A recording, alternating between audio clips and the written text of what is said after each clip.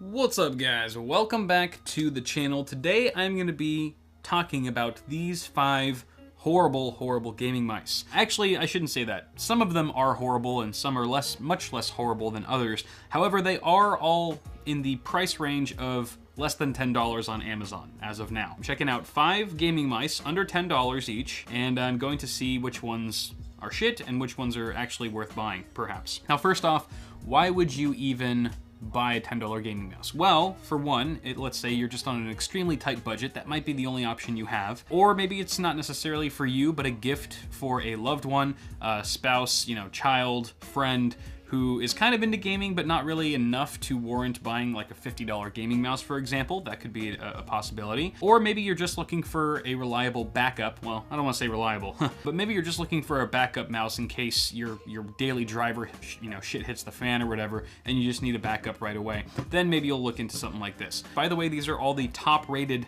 some of the top-rated user-reviewed mice on Amazon, so that's why I picked them. And I've already arranged them here in front of me from my least favorite mouse on your right to my most favorite mouse. And I'm going to be going down the line from worst to best, explaining what works for me and what doesn't. So on that note, why don't we go ahead and take a look at our first contender here, which is the Bengoo. These all have funky names because they're all, Chinese OEM knockoff brands or whatever, and a lot of them are using the same parts and whatnot. But this is Bengoo, and you can always tell it's Chinese OEM crap because it's got like 3 different names. It's got like GameStart, Hemzone, and then the product page on Amazon says Bengoo, so who knows what it's really called. Honestly, the comfort level is fairly good. I like the shape, I like the feel when I put my hand on the mouse. I am a claw grip user, so bear that in mind. That's the perspective I'm looking at all of these reviews as. Yeah, the comfort level is actually pretty good. It's fairly comfortable for my hand and the way I use mice. However, it is fairly lightweight. It's actually the lightest mouse, I believe, in our lineup here, and I prefer a bit of heft to my gaming mice, and this is just far too light for that, so I would have to dock it some points there. Also, I forgot to mention this, that all of these mice are using optical sensors, and all of them are horrible. That's just nature of the beast. It comes with the territory that if you buy a $10 gaming mouse, you're gonna get a pretty lousy sensor. So just for the sake of argument, assume that all of these sensors are the equal amount of suck. Now, my biggest gripe with this mouse is that the buttons are all super hypersensitive. First of all, they're springy, especially the front and back buttons. They are incredibly springy and not very tactile at all. They're rather mushy. Aside from that, the buttons are just really easily pressed, and I experienced a lot of misclicks when I was trying to game with this thing. Just, from moving really fast, I would turn really fast in game and then accidentally hit the side button. It's also fairly cheap. I would say this has the worst build quality out of all 5 of the mice here. Not just in terms of just how light it is, but also the scroll wheel seems really kind of wonky, and the DPI buttons in particular. Like, listen to this.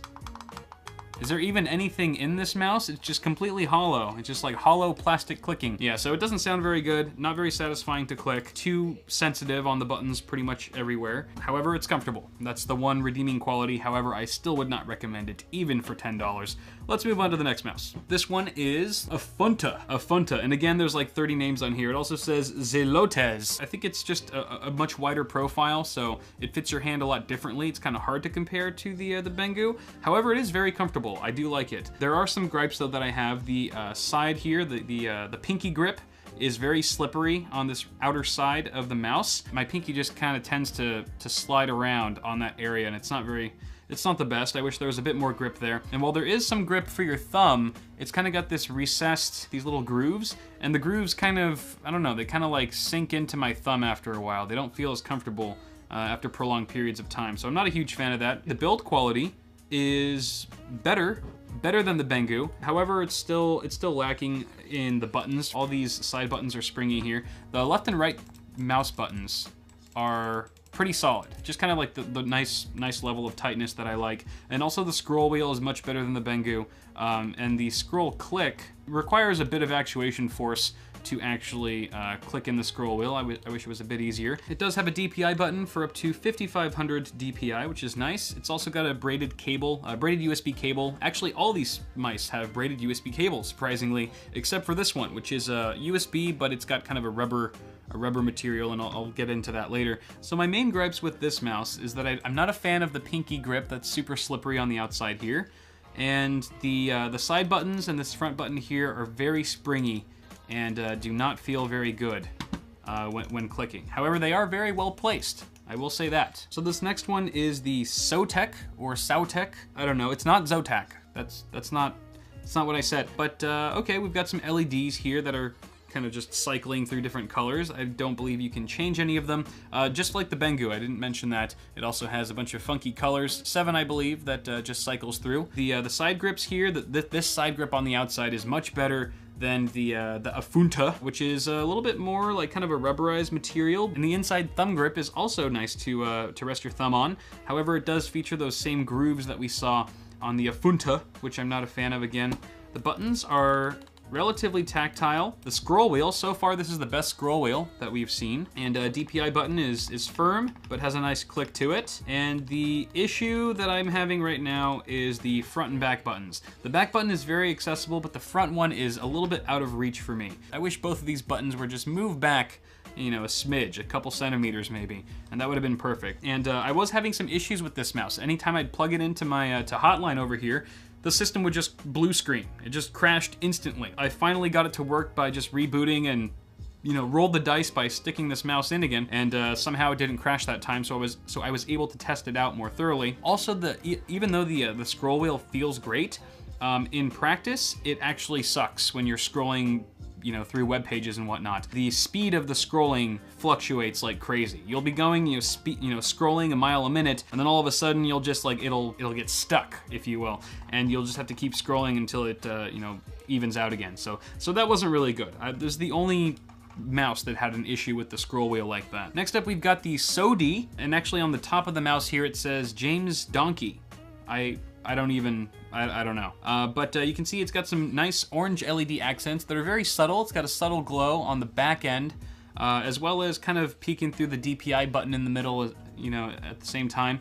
It looks really kind of a classy mouse, actually. For $10, I would say this probably has the highest build quality so far. The actual comfort level is pretty good, and actually I love the weight. I love the weight. It's got some nice heft to it, and it's got these grips on the side that are kind of a gel material, and they're really, like, I don't want to say sticky, but they're really grippy, and I'm not used to feeling this kind of material on mice. However, it actually feels pretty nice.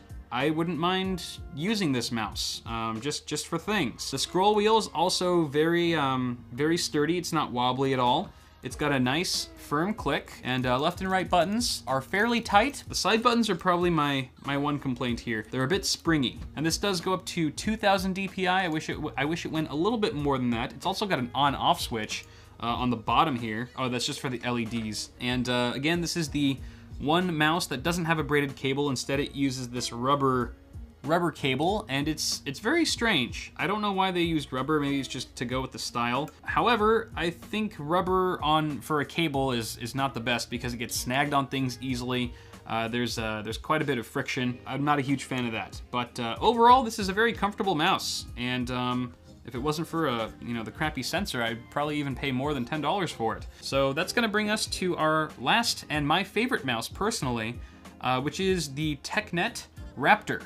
And this mouse looks very similar to the Cooler Master Sentinel. If you remember the CM Storm Sentinel, it looks very similar to that. I'm curious to know if they've got, this working with the same OEM at some point. However, it is different, and it's super comfortable. It is my favorite mouse in terms of comfort level, just because it matches the shape of my hand very naturally. But what really impressed me with this mouse are the switches. The switches for the left and right buttons are incredibly tight, and they feel really good to click. You wouldn't even think that this is a $10 mouse. Also, the front and back buttons, while they're not as high quality, I would say, as the James Donkey over here, they do not feel springy at all. They are simply like, you go less than a millimeter and it's just a click. There's no spring action whatsoever. It's just no bullshit. You press it and it clicks. It's a very satisfying click. Again, they're plastic switches and they're a little bit on the cheaper side. However, it still feels really good and tight. That's what she said. You got a DPI button. I believe this goes up to 2000 DPI as well, just like the Sodi. And again, 6 buttons. It's got blue LEDs all around on the scroll wheel as well as the body, kind of on 3 different areas there. And the scroll wheel is actually fairly nice as well. It's got some loose scrolling action. It's not too rigid, and the scrolling button itself, the scroll click, feels just right. And it does have a little bit of texture on the sides here. So where your ring finger or pinky would go on the outside, and where your thumb goes, it's still really smooth plastic, and I would have liked a little bit, like just a bit of grip material. However, they've just got a little bit of etching to create just ever so slightly a sensation of grip. However, it is definitely notably more slippery than the SODI with its gel grips. And it's got a black braided cable, very classic. And overall, super comfortable mouse. Switches are good, everything's good, everything checks out. So for 10 bucks, yes, I would recommend this mouse. I would even recommend the SODI. I would recommend the James Donkey any day of the week. But if I had to choose, I would probably go with the TechNet Raptor.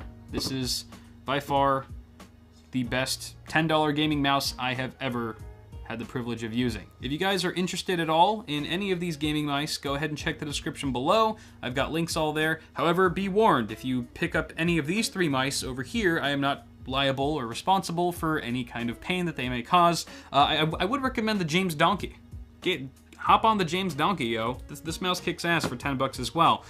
So either of these 2 mice, I'm sure that you would be satisfied for spending $10 with. I think you know, they're very much worth the money. So that's pretty much gonna do it for now, guys. Hopefully you found this video a bit interesting. I know there isn't too much information out there on $10 gaming mice these days, but if you enjoyed the video, be sure to toss me a like, subscribe to the channel for more tech stuff coming at you really soon, and I will see you all in the next video.